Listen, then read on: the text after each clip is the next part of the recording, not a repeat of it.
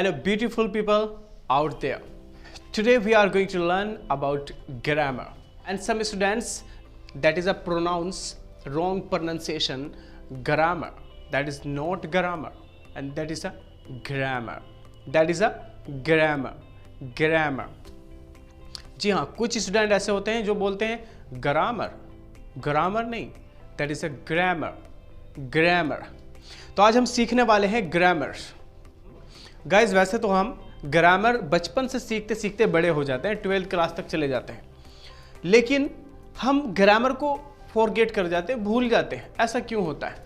ये ग्रामर के 12 टेंस इतने बड़े कैसे हो जाते हैं कि दुनिया की सारी किताबें एक तरफ और ये ग्रामर के 12 टेंस एक तरफ, ये समझ नहीं आते. तो गाइस आज हम कुछ नए तरीके से सीखने वाले हैं, एक ऐसे मेथड के साथ, ऐसे टेक्निक के साथ कि आप अपना नाम तो भूल सकते हैं लेकिन ग्रामर नहीं भूलेंगे.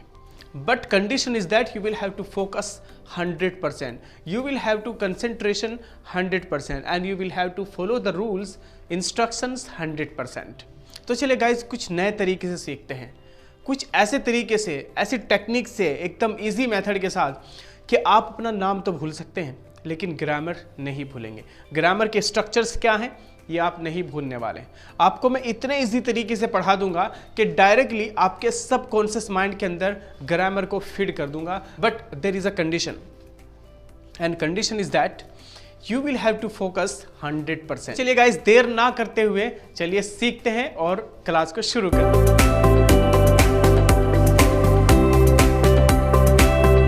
चलिए गाइस शुरू करते हैं. इंग्लिश के होते हैं 3 tense: present tense, past tense and future tense. There are 3 main tense in English language: present tense, past tense, future tense. Each tense further classified into 4 tenses. यानी एक टेंस में से 4 टेंस निकलते हैं. तो आज हम बात करने वाले हैं प्रेजेंट टेंस. प्रेजेंट टेंस के 4 टेंस होंगे: present tense, present continuous tense, present perfect tense, present perfect continuous tense. आज जो हम बात कर रहे हैं वो प्रेजेंट के ऊपर बात करेंगे, प्रेजेंट इंडेफिनिट के ऊपर हम काम करेंगे. प्रेजेंट इंडेफिनिट का हम यूज करते हैं जहां पर हैबिट की बात हो रही हो, जहां पर हैबिट की बात हो रही हो, रेगुलर एक्शन की बात हो रही हो, रेगुलर एक्शन की बात हो रही हो. जहां पर हम हैबिट की बात करते हैं, रेगुलर एक्शन की बात करते हैं, वहां पर हम प्रेजेंट इंडेफिनिट का यूज करते हैं. जैसे फॉर एग्जांपल अगर मुझे अपने ही बारे में बात करनी है तो मैं बोलूंगा यस मैं पढ़ाता हूं या मैं पढ़ता हूं. अमन स्कूल जाता है, अमन पढ़ाई करता है. कुछ भी जब हम बात करते हैं तो कहीं ना कहीं या तो हैबिट के बारे में बात होगी या रेगुलर एक्शन के बारे में बात होगी. कुछ ऐसी बातें जो हमारे रेगुलर एक्शन में नहीं है. जैसे फॉर एग्जांपल कि इंसान मरता है तो कितनी बार मरता है? जिंदगी में एक ही बार मरता है. ऐसा तो कोई नहीं है कि आज मर गया, कल जिंदा हो गया, फिर मर गया, फिर जिंदा हो गया, या 2 महीने के बाद फिर मर गया, फिर जिंदा हो गया. तो ये काम हमारे रेगुलर एक्शन में नहीं आते. इंसान शादी करता है तो कितनी बार शादी करता है? एक बार शादी करता है. कोई इंसिडेंट ना हो, कोई मजबूरी ना हो, कोई प्रॉब्लम ना हो तो 2 बार कर लेता है. लेकिन क्या कोई ऐसा है जो बोलता है कि नहीं मैं तो हर महीने शादी करता हूँ, 2 महीने के बाद फिर मेरी शादी है, फिर 2 महीने के बाद मेरी शादी है? ऐसा तो कोई नहीं होगा ना. तो ये सारे जो काम होते हैं ये हमारे रेगुलर एक्शन में नहीं आते हैं. हम वही एक्शन प्रेजेंट इंडेफिनिट में बोलते हैं जो रेगुलर एक्शन होते हैं. क्लियर है गाइस यहाँ तक? चलिए आगे समझ लेते हैं. In present simple tense,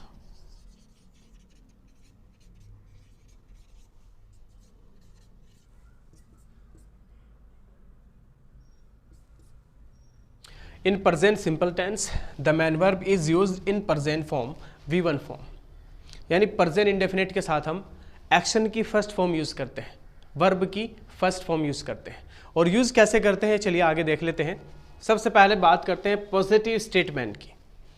positive statement में हम वो टेंस बोलते हैं जहां पर हम किसी बात के लिए हाँ करते हैं. जैसे फॉर एग्जाम्पल समझ लीजिए, सबसे पहले आपको रूल्स को समझना होगा.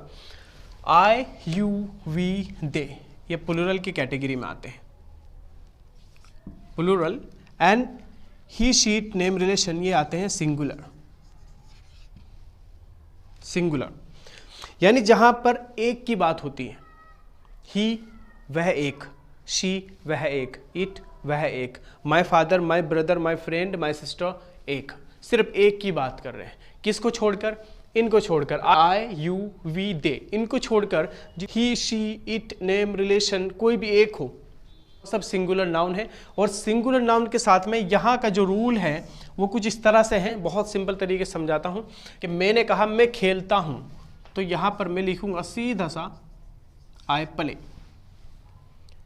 तुम खेलते हो जाएगा यू प्ले, हम खेलते हैं वी प्ले, वे खेलते हैं दे प्ले। लेकिन जैसे सिंगुलर नाउन में आते हैं तो रूल चेंज हो जाएगा। अब यहाँ पर आपको लगाना पड़ेगा प्लेज। यहाँ पर एस और ई एस का खेल है, यहाँ पर सिंगुलर में एस है तो यहाँ पर भी एक्शन के लास्ट में एस या ई एस लगता ही है, ये रूल है। कुछ स्टूडेंट्स कहते हैं कि सर ये रूल्स क्यों लगाए जाते हैं। जैसे फॉर एग्जांपल जब हम हिंदी में बात करते हैं तो हमारी हिंदी में मात्राएं चेंज होती हैं। जैसे फॉर एग्जांपल मैंने कहा कि लता कॉलेज जाती हैं, अब मैं बोलूँ कि लता कॉलेज जाते हैं तो वो बोलने में भी गलत है और मात्रा भी चेंज हो रही है। तो इंग्लिश में क्या होता है कि इंग्लिश में रूल्स चेंज होते हैं। तो समझ लीजिएगा आगे, मैंने कहा मैं एग्री करता हूँ, मानता हूँ, आई एग्री, मैं समझता हूँ, आई अंडरस्टैंड, तुम समझते हो, यू अंडरस्टैंड, मैं अच्छे से गाना गाता हूँ, आई सिंग वेरी वेल, तुम अच्छे से गाना गाते हो, यू सिंग वेरी वेल। लेकिन जैसे हम सिंगुलर नाउन में चले जाएंगे तो यहाँ पर रूल चेंज हो जाएंगे। अब आपको लगाना पड़ेगा he sings very well, he uses mobile, मैंने कहा वो मोबाइल चलाता है, वह दिल्ली जाता है, ही गोज टू दिल्ली। मैं लिखता हूँ आई राइट, तुम लिखते हो यू राइट, हम लिखते हैं वी राइट। मेरा भाई लिखता है माई ब्रदर राइट्स, मेरी मम्मी खाना पकाती है, माई मदर कुक्स द फूड। अब मेरे दो भाई हैं, दोनों चाय पीते हैं, तो अब ये प्लूरल की कैटेगरी में पहुंच जाएगा। अब मैं बोलूँगा माई ब्रदर्स टेक टी, वह अखबार पढ़ती है, शी रीड्स न्यूज़पेपर, मेरी मम्मी अखबार पढ़ती है, my mother reads newspaper. I hope कि आपको यहाँ तक समझ आ गया होगा। चलिए अब देखते हैं पॉजिटिव क्वेश्चन यानी इंटरोगेटिव की अगर बात करें तो वहाँ रूल्स को कैसे यूज़ करना है। जब समझ लेते हैं पॉजिटिव क्वेश्चन। पॉजिटिव क्वेश्चन यानी इंटरोगेटिव क्वेश्चन, जहाँ पर हम सवाल करते हैं, क्वेश्चन करते हैं, इसीलिए बोला जाता है इट्स फॉर कन्फर्मेशन। जब हम किसी चीज़ के बारे में नहीं मालूम होता है तो हम सामने वाले से क्वेश्चन करते हैं, से एक सवाल किया जाता है, उसको बोलते हैं पॉजिटिव क्वेश्चन या इंटरोगेटिव क्वेश्चन, दोनों तरीके से आप बोल सकते हैं। तो चलिए समझ लेते हैं इसके स्ट्रक्चर को। सबसे पहले आपको देखना होगा आई यू वी दे, इसको हम डिवाइड कर लेते हैं ताकि इजीली समझ में आ जाए। ही शीट नेम रिलेशन, इसको हमने प्लूरल की कैटेगरी में रखा था, प्लूरल की कैटेगरी थी, एंड सिंगुलर। एकदम बच्चों की तरह समझा रहा हूं, बहुत इजी तरीके से समझा रहा हूं कि प्लूरल के साथ आई यू वी दे के साथ डू बात करता है, डू काम करता है आई यू वी दे के साथ, और सिंगुलर नाउन के साथ डज काम करता है। अगर आपने हमारी प्रोनाउंस की वीडियो नहीं देखी है तो बेसिक स्ट्रक्चर है, उसको, उस वीडियो को आप ज़रूर देखें, मैं डिस्क्रिप्शन में उसका लिंक डाल दूंगा, उसको ज़रूर देखें आप। तो समझ लेते हैं ही शीट नेम रिलेशन, इन सब के साथ में हम डज का यूज़ करेंगे, यानी सिंगुलर नाउन के साथ में डज का यूज़ होगा और प्लूरल नाउन के साथ में डू का यूज़ होगा। क्वेश्चन बनाने के लिए सबसे पहले हमें हेल्पिंग वर्ब, जिसको हम बोलते हैं डू, ये डू और डज हमारे दोनों हेल्पिंग वर्ब हैं। तो सबसे पहले हम डू का यूज़ करेंगे, देन कोई भी सब्जेक्ट का यूज़ कर देंगे, जैसे मैंने यहाँ पर डू यू लगा दिया है। अब एक्शन की कोई भी फर्स्ट फॉर्म, जैसे फॉर एग्जांपल मैंने लिखा यहाँ पर डू यू राइट, लास्ट में आ जाएगा क्वेश्चन मार्क, ये हमारा क्वेश्चन हो गया है। अब इसे इसकी प्रैक्टिस कर सकते हैं, प्रैक्टिस करके और भी अच्छी तरीके से सीख सकते हैं। प्रैक्टिस कैसे करेंगे? डू आई राइट, क्या मैं लिखता हूँ? डू यू राइट, क्या तुम लिखते हो? डू वी राइट, क्या हम लिखते हैं? Do they right. अब राइट की जगह कोई भी एक्शन चेंज कर सकते हैं, जैसे फॉर एग्जांपल मैंने यहाँ पर राइट की जगह स्टडी लगा दिया, स्टडी, क्या तुम पढ़ाई करते हो? डू यू स्टडी, क्या हम पढ़ाई करते हैं? डू वी स्टडी, क्या वे पढ़ाई करते हैं? डू दे स्टडी, क्या वो लड़का पढ़ाई करता है? Does he study. तो यहाँ पर डज और इसके साथ स्टडी, लास्ट में क्वेश्चन मार्क। अब मैं पूछ रहा हूँ क्या मार्कर चलता है? डज इट राइट, सीधी सी बात है। इसी तरीके से आप अलग अलग वर्ड के साथ प्रैक्टिस कर सकते हैं, मैनी वर्ड इस यहाँ पर लगा सकते हैं। जैसे फॉर एग्जांपल मैंने कहा डू यू गो, क्या तुम जाते हो? डू यू गो, कोई भी अलग एक्शन लगा लीजिए।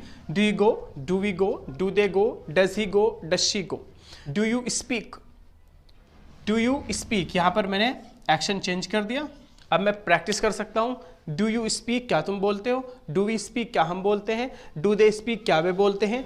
डज ही स्पीक, क्या वे बोलता है? डज शी स्पीक, क्या वे बोलती है? डज माई फादर स्पीक, क्या मेरे फादर बोलते हैं। इसी तरीके से गाइस हम बहुत ज़्यादा प्रैक्टिस, जितनी ज़्यादा आप प्रैक्टिस करेंगे उतना ही आपके टंग पे ये वर्ड्स फिट हो जाएंगे। प्रैक्टिस मैक्स मैन परफेक्ट ये कहा जाता है। आई होप गाइस ये आपको समझ आया होगा। ज़्यादा से ज़्यादा आप प्रैक्टिस करें तो 101% ये आपको समझ आ जाएगा। चलिए कोई भी एक्शन की फर्स्ट फॉर्म उठाइए और डू डज के साथ प्रैक्टिस करना शुरू कर दीजिए।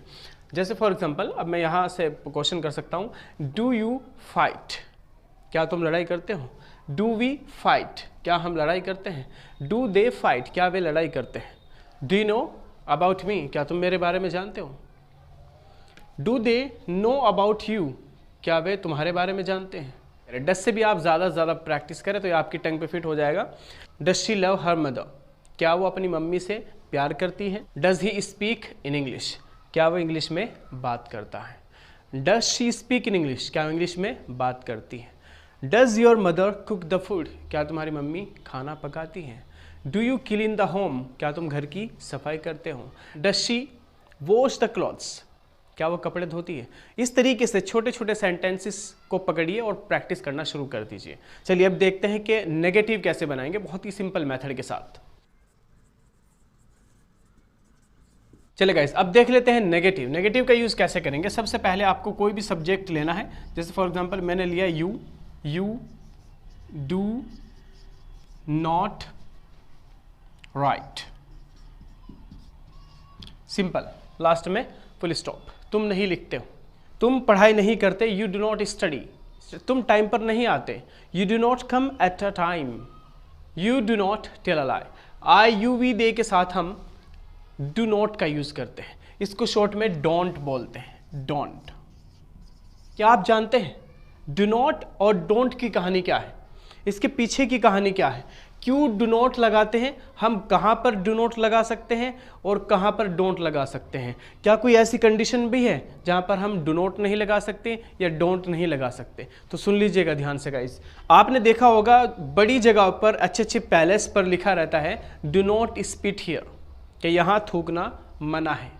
आपने कहीं पर शॉर्ट में नहीं देखा होगा कि शॉर्ट में लिखा हुआ है डोंट स्पीट हियर, क्योंकि डोंट का जो डोंट जो आता है मना करने के लिए वो टेम्परेरी के लिए आता है, और डू नॉट का जो आता है वो हमेशा के लिए आता है, ऑलवेज। जैसे फॉर एग्जांपल किसी प्लेस या रेलवे स्टेशन पे आपने देखा होगा, मेट्रो स्टेशन पे लिखा रहता है डू नॉट स्पीट हियर, यानी हमेशा के लिए थूकना मना है। वहाँ पर मेंशन करें don't speak here short form में, तो इसका मतलब है कि अभी के लिए मना है, बाद में आप थूक सकते हैं। तो डू नॉट हम वहाँ पर यूज़ करते हैं जहाँ पर टेम्परेरी के लिए लगाया जाए, और डू नॉट का हम यूज़ करते हैं जहाँ पर हमेशा के लिए किसी चीज़ के लिए मना किया गया। ये रूल्स है, अमेरिकन रूल्स है। चलिए आगे देख लेते हैं। भाई तुम पढ़ाई नहीं करते, यू डोंट स्टडी, तो इसको भी एक बार प्रैक्टिस कर लेना इस तरीके से। You do not, we do not, they do not, you do not write, you do not study. इसी तरीके से शॉर्ट में भी आप प्रैक्टिस कर सकते हैं। You don't write, we don't write, they don't write. And singular noun में अब हो जाएगा ही, सबसे पहले सब्जेक्ट, डज और नॉट। तो यहाँ पर क्या हो गया, ही डज नॉट राइट, इसका भी शॉर्ट हो जाएगा, इसको हम बना देंगे डजंट। आप ऐसे भी बोल सकते हैं, he doesn't write, she doesn't write, वो अपनी मम्मी से प्यार नहीं करती है। She doesn't love her mother, वो इंग्लिश नहीं बोलता है। He doesn't speak in English, वो इंग्लिश नहीं बोलती है। She doesn't speak in English, Lata English नहीं बोलती है। Lata doesn't speak in English. Sachin cricket नहीं खेलता है। Sachin doesn't play cricket. तो guys do does, I hope कि आपको समझ आया होगा। WH फैमिली के साथ अभी मैंने इसमें नहीं पढ़ाया है, और इस वीडियो में जो हमने कवर किया है simple positive statement, positive question and negative. तो गाइज अगर आपको ये वीडियो अच्छी लगी है, इससे कुछ हेल्प मिली है, तो प्लीज़ आप हमारी वीडियो को लाइक करें, शेयर करें और हमारे चैनल को सब्सक्राइब करें। Thank you so much, have a nice day.